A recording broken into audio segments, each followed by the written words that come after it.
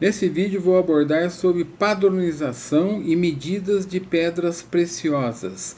É um assunto pouco abordado, pouco falado na internet. Se você quer comprar e vender pedras preciosas, é importante você ter esse conhecimento, porque além das características físicas, químicas e ópticas das pedras preciosas, é importante você saber sobre medidas.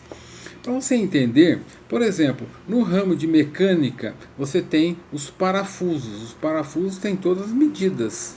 Medidas de acordo com o diâmetro e a rosca, o tipo de rosca, o passo da rosca, a porca. Ou seja, você tem uma padronização para que você compre uma porca, compre um parafuso e ele rosqueie e você vai fazer o uso dele devido ao serviço. Nas pedras preciosas é muito importante porque existe um padrão que o mercado estipulou, né? Então tem as pedras redondas, retangulares, oval, tipo baguete, tipo coração, todas elas têm um padrão. Então, se você for comprar pedra fora de padrão, na hora de você for vender, se a pessoa for colocar isso numa garra em que ela funde, né, ela funde a garra para uma pedra redonda de 10 milímetros, por exemplo. Você leva uma pedra de 11, a outra tem 9, outra tem 8, outra tem 11,5, ou seja, não vai servir para ela. Por quê? Porque o padrão da garra do anel em que ela quer colocar aquela pedra é 10 milímetros, ou 12 milímetros, ou 14 milímetros, ou seja, existe um padrão de mercado em que você tem que observar isso na hora de você comprar, porque na hora de vender, fatalmente alguém vai pegar um paquímetro, né, que é essa ferramenta aqui, vai pegar esse paquímetro e vai colocar a peça aqui para ver a medida que ela está. Ou seja, o padrão é um padrão em milímetro, né? Isso é normalizado pela NBR, né? Normas brasileiras, de que tudo tem que ser medidos em milímetro e o padrão de acordo com o mercado. Então aqui vai essa explicação para que você não caia em roubada. Porque o que acontece na prática? As pessoas pegam o mineral bruto. O que ela quer fazer? Ela quer fazer, como é vendido por peso, ela quer fazer uma peça, uma pedra na lapidação o mais pesado possível. E por vezes ele não observa a medida, então ele vai deixar, em vez de 12 milímetros, ele vai deixar com 12,5 ou 13. Por quê? Porque vai ficar mais pesado e ela vai obter um resultado financeiro melhor. Porém, para que essa peça se encaixe num padrão de um anel em que precisa de uma pedra de 12 milímetros, ela não serve. Agora, tem o porém, né? Se caso a pedra for feita para um anel específico, você pega a pedra, leva para um ourives e o ourives vai montar um anel, aí sim, ele pega as garras, ele vai fazer a garra de acordo com o diâmetro ou a largura e o comprimento daquela pedra. Então vai servir. Mas de um modo geral, você comprar um lote de pedra, tudo fora de medida, você vai ter dificuldade em recolocar essa pedra no mercado. E aqui eu tenho algumas pedras, eu gostaria só de exemplificar para você.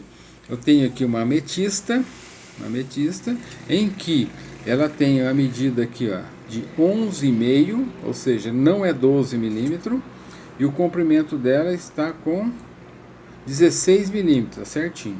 Só que na largura ela está com 11,5. É lógico que aqui tem sempre uma tolerância, mas possivelmente essa pedra para uma caixa de 12 milímetros ela vai ficar folgada e você vai ter que forçar a garra para que ela segure a pedra, né?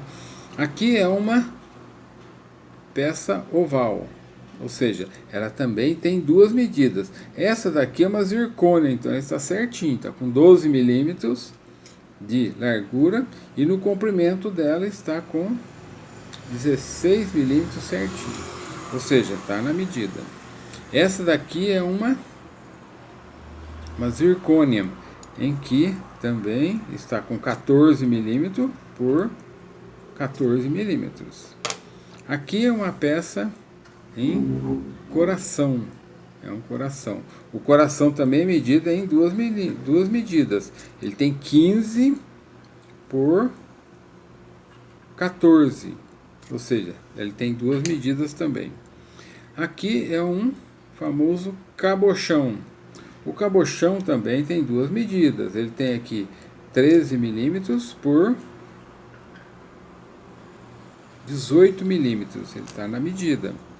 Aqui o redonda, uma ametista redonda, né, que ela tem, obviamente, uma medida só, que é 13 milímetros.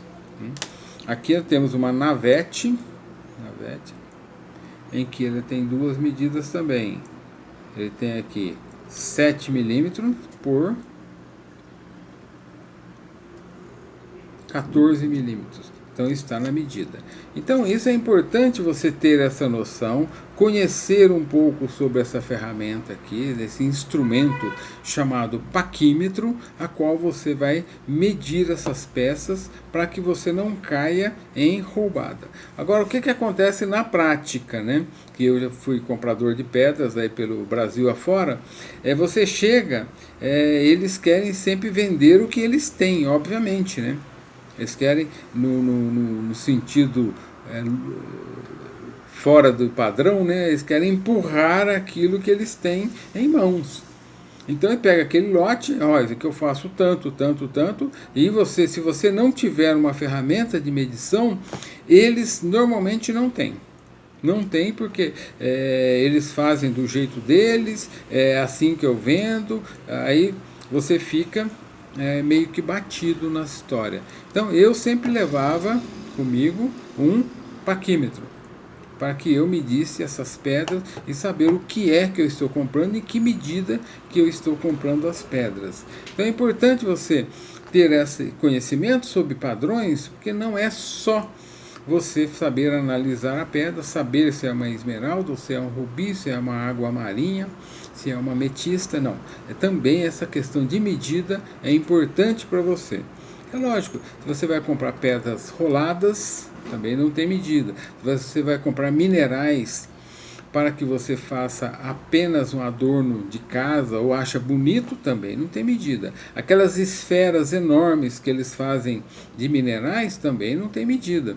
Por quê? Porque aquilo é apenas um adorno, você coloca em cima de um copinho e aquilo é muito bonito, por sinal, né? Então é importante você ter esse conhecimento para que você não caia em problemas de comprar, depois na hora de vender, não ter para quem vender, porque estão todas fora de medida.